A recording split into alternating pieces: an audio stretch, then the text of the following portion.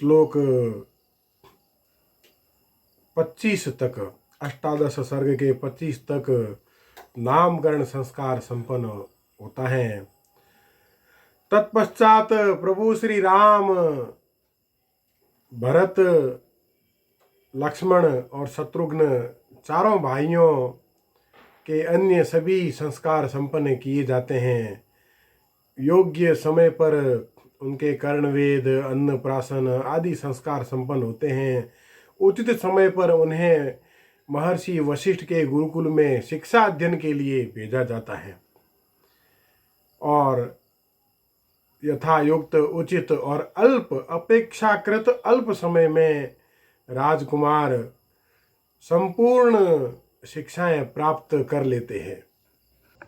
जब राजकुमार शिक्षा प्राप्त कर लेते हैं और गुरुकुल से पुनः राजभवन आगमन हो जाता है, तब बालकांड 18वें सर्ग के 37-38वें श्लोक हैं। अथ राजा दशरथस्तेषां दारक्रियां प्रति चिंतयामास धर्मात्मा सोपाध्यायः सबान्धवः। तस्य चिन्तयमानस्य मन्त्रिमध्ये महात्मनः अभ्यागच्छत् महातेजा विश्वामित्रो महामुनिः। अभ्यागच्छन् महातेजा विश्वामित्रो महामुनि। महामुनि, महान तेजस्वी महामुनि विश्वामित्र का तब आगमन हुआ जब, कब? चिंतयामानस्य मंत्री मध्य, मंत्रियों के मध्य में राजा चिंतन कर रहे हैं। किसके लिए? चिंतयामास धर्मात्मा सोपाध्यायः स बांधवः, सारे बंधु बांधवों के साथ।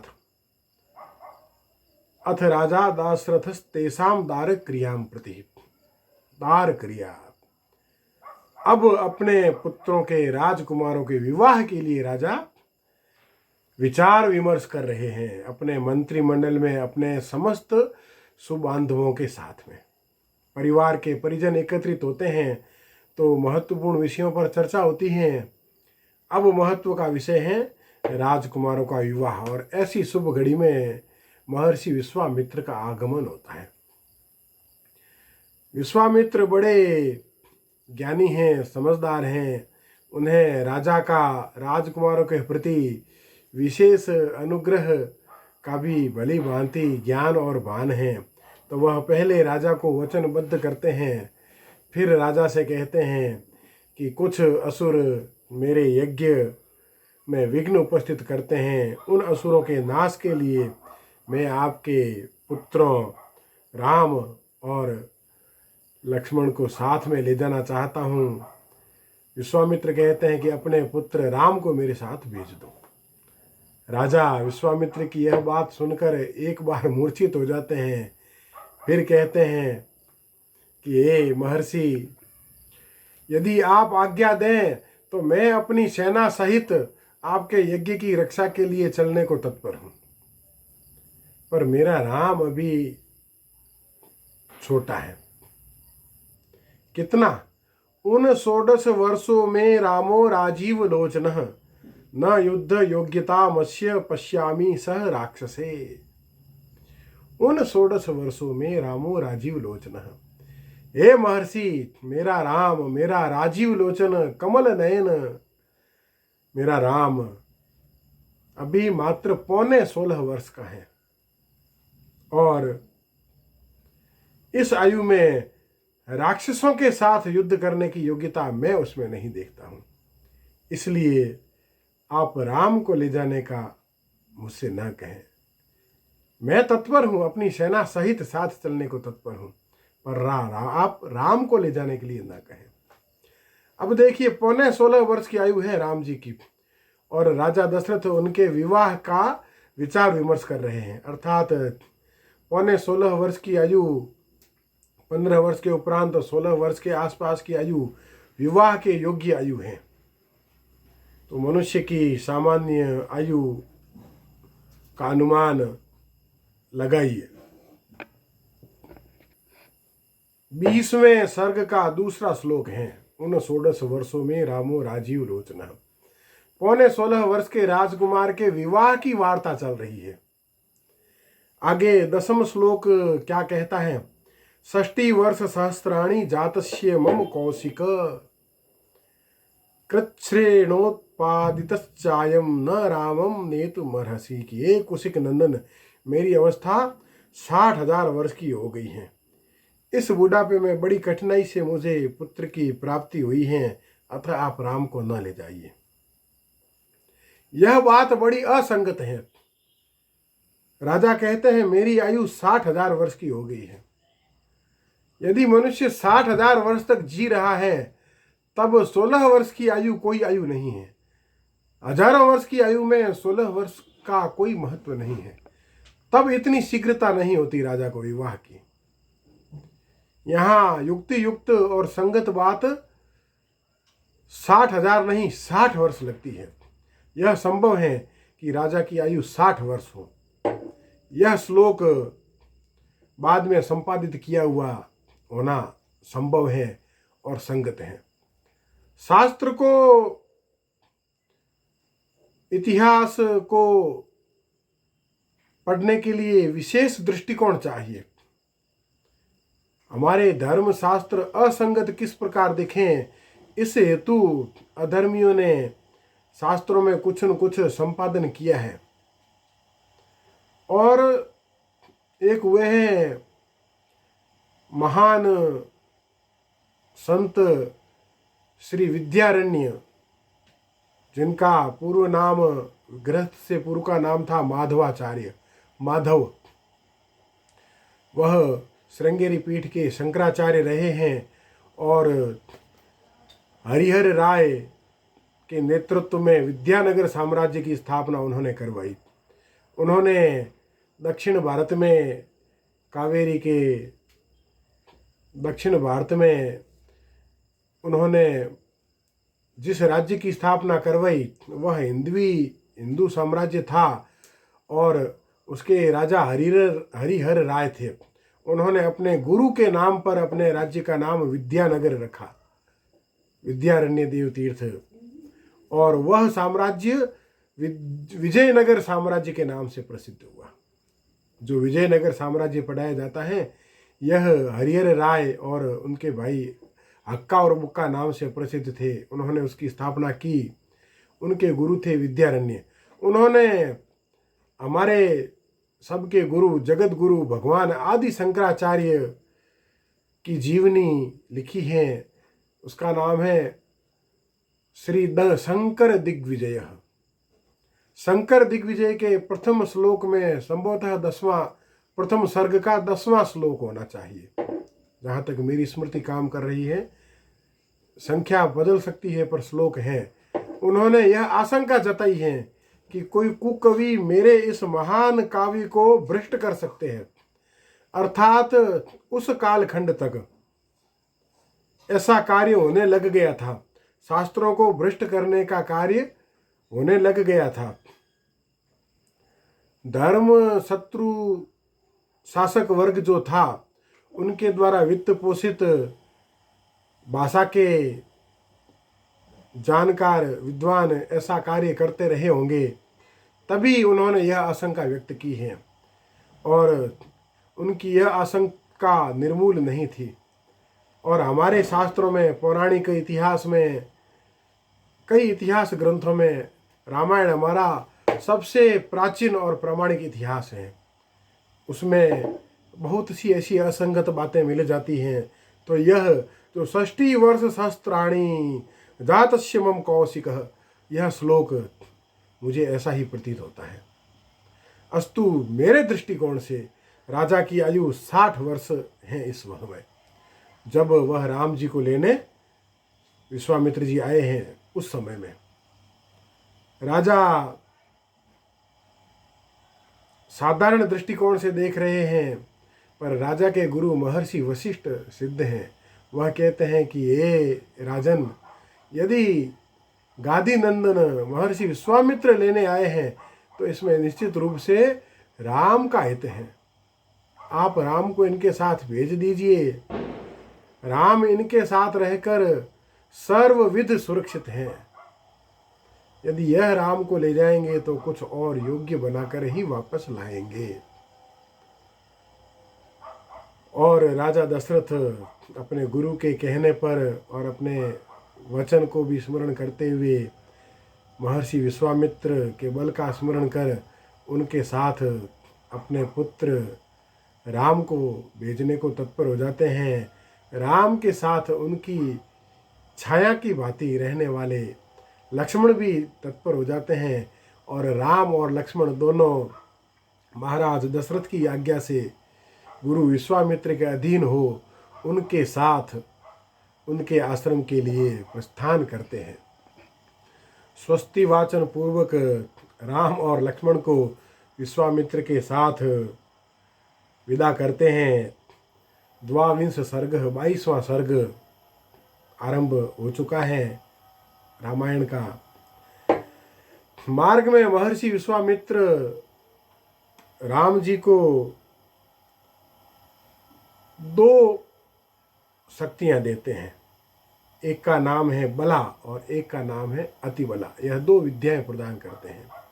इनके प्रभाव से निद्रा और बुभुक्षा इन दोनों पर राजकुमार विजय प्राप्त कर लेते हैं। एक विद्या के प्रभाव से उन्हें नींद नहीं आती है, वह नींद को निद्रा को जीत लेते हैं। और दूसरी विद्या से भूख को क्षुधा को जीत लेते हैं। उन्हें क्षुधा त्रसित नहीं कर सकती, परेशान नहीं कर सकती। अब राम और लक्ष्मण आगे बढ़ते हैं। बड़ा सुंदर अद्भुत वन है। उस वन को देखते निहारते हुए गुरु के साथ आगे बढ़ रहे हैं। मार्ग पर आगे बढ़ते हुए प्रथम रात्रि सरयू जी और गंगा जी के संगम पर तट पर निवास करके व्यतीत करते हैं। वह जिस आश्रम में वह रात्रि व्यतीत करते हैं उसके संबंध में राम जी की जिज्ञासा करने पर महर्षि विश्वामित्र कहते हैं कि यह आश्रम पूर्व काल में भगवान स्थाणु के द्वारा रुद्र के द्वारा सेवित था। कंदर्प जिस काल में देह धारण कर, कंदर्प नाम है कामदेव का, विचरण करता था, उस काल में रुद्र यहाँ तप करते थे। कंदर्प के अपराध से कुपित होकर स्थाणु ने, रुद्र ने उसे अपने तीसरे नेत्र से भस्म कर दिया था। उस दिव्य आश्रम में रात्रि व्यतीत कर राजकुमार गुरु विश्वामित्र के साथ प्रातः होने पर आगे की यात्रा करते हैं।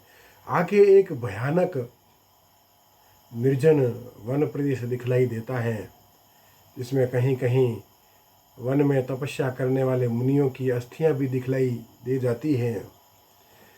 श्री राम जिज्ञासा करते हैं कि हे गुरुवर, यह अस्थियां किन की हैं और यह वन इतना विकराल और भयानक क्यों प्रतीत होता है? इसमें किसी मनुष्य की वाणी क्यों नहीं सुनाई देती? अग्निहोत्र के धूम्र की सुगंध क्यों नहीं आती? तब महर्षि विश्वामित्र कहते हैं कि ताटका नामक एक यक्षिणी, जिसने इस वन में उत्पात मचा रखा है, इस वन के ऋषियों को, मुनियों को वह मार देती है, उनका भक्षण कर लेती हैं। उसी के भय के कारण यह वन इस प्रकार उजाड़ हो चला है और इतना नीरव और भयावह दिखलाई पड़ता है। राम को बड़ा क्षोभ हुआ, राम को बड़ा दुख हुआ कि ऐसा इस भूमि पर हो रहा है। मुनि और ऋषि सुरक्षित नहीं है, उन्हें यक्ष राक्षस अपना ग्रास बना रहे हैं। तब अपने गुरु विश्वामित्र से आज्ञा लेकर राम जी ने अपना धनुष हाथ में लिया, उस पर प्रत्यंचा तान कर बड़े अद्भुत स्वर करने वाली टंकार की, धनुष की टंकार की वाणी सुनकर वन में विचरण कर रही ताटका क्रोधित हुई, क्रोध से अचेत सी हुई और उस टंकार की ध्वनि की दिशा को लक्षित करते हुए वहीं आ पहुंची जहां श्री राम, लक्ष्मण और विश्वामित्र जी गमन कर रहे थे। उसने राम लक्ष्मण पर प्रहार किया, पर गुरु से आज्ञा प्राप्त कर लेने पर श्री राम ने उसका वध कर दिया। बोल राजा रामचंद्र देव की जय। राम यद्यपि अभी बालक हैं, राजकुमार हैं, पर हमारे हृदय के स्वामी हैं, इसलिए हमारे मुख से तो राजा रामचंद्र देव ही निकलेगा। बोल राजा रामचंद्र देव की जय। यह 15.5 वर्ष की अवस्था में श्री राम ने असुरों के संहार का कार्य आरंभ किया। असुरों की माता का ही सबसे पहले वध किया। फिर ताटका के भय से मुक्त हो जाने से वह वन पुनः चैत्र रथ की भांति सुंदर हो गया और उस रात्रि महर्षि विश्वामित्र के साथ राम लक्ष्मण ने वहीं विश्राम किया। यह 26 सर्ग पूर्ण हुए। जब श्री राम का अद्भुत पौरुष, उनकी न्यायशीलता, शक्ति और सामर्थ्य महर्षि विश्वामित्र ने भली भांति प्रायोगिक रूप से जांच ली, तब उन्होंने अपने सारे अस्त्र शस्त्र दिव्यास्त्र जो उन्होंने अपने तपोबल से अर्जित किए थे वह राम को समर्पित कर दिए। उन समस्त अस्त्र शस्त्रों को धारण करने की, उनके संधान संहार की विधि, यह सब कुछ उन्होंने राम जी को बतलाई और राम सभी प्रकार के शस्त्रों के धारक बन गए। शंख बृन्नंद की चक्री सारंग धन्वा गदाधर रथांग पाणि अक्षोभ्य सर्वप्रहरणायुध। सर्वप्रहरणायुध, प्रहार करने वाले सारे आयुधों के धारक। सर्वप्रहरणायुध ये नाम है किसका? श्री हरि के 1000 नामों में 1000वां अंतिम नाम है। विष्णु सहस्त्र नाम का 1000वां नाम है, यह अंतिम श्लोक है। शंख बृन्नंद की चक्री सारंग धन्वा गदाधर।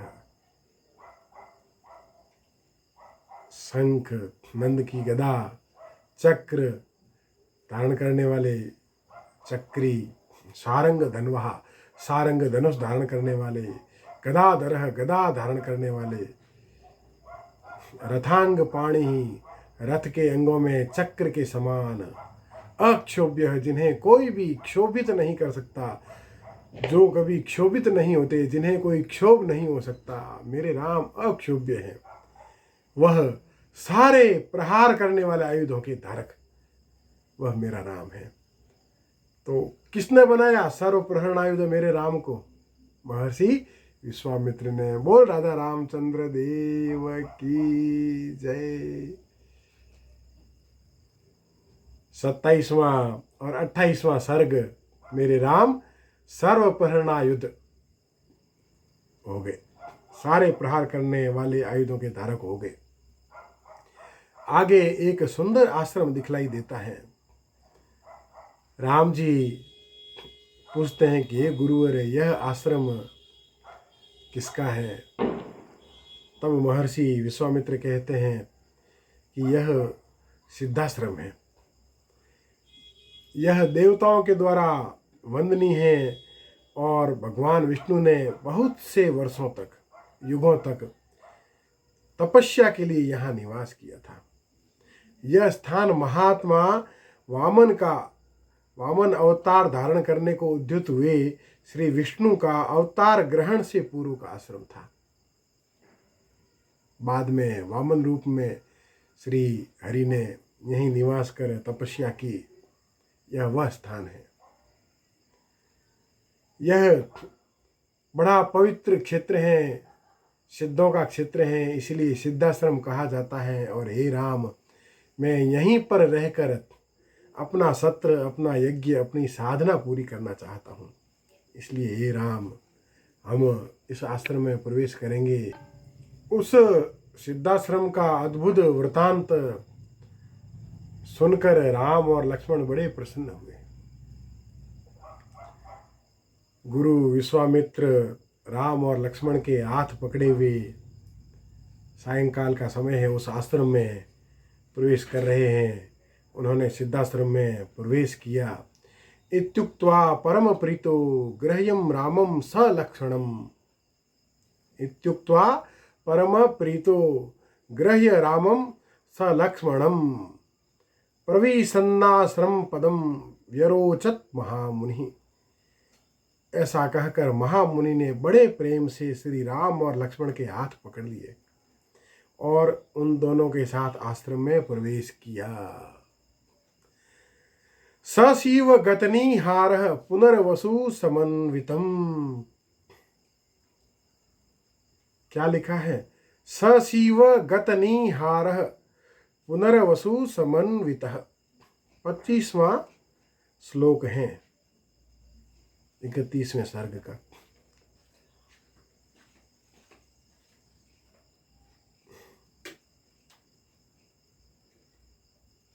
उस समय पुनर्वसु नामक 2 नक्षत्रों के बीच में स्थित तुषार रहित चंद्रमा की भांति उनकी शोभा हुई। संभवतः पौष की पूर्णिमा तिथि है। 2 चमकते हुए पुनर्वसु तारों के मध्य जिस प्रकार चंद्रमा सुशोभित होता है, वैसे ही गुरु विश्वामित्र के साथ राम और लक्ष्मण सुशोभित हो रहे हैं। यह एक काव्य उपमा भी हो सकती है और ज्योतिषीय संकेत भी। राम जी के जन्म से गणना करने पर राम जी का जन्म चैत्र मास में हुआ है और अभी राम जी की आयु कितनी है? 69 वर्षों में रामो राजीव लोचन। कितने वर्ष की है? 15.5 वर्ष की। 16 पूरे नहीं हुए हैं, 3-4 मास कम है। तो पौष माघ फाल्गुन चैत्र आएगा। पौष मास पड़ता है। पौष मास की पूर्णिमा में इस प्रकार का योग होना संभव है।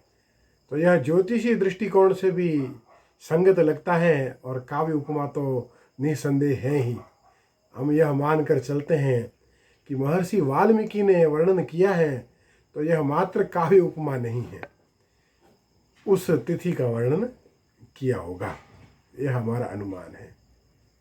इस प्रकार महर्षि विश्वामित्र के साथ राजकुमारों ने सिद्धाश्रम में प्रवेश किया।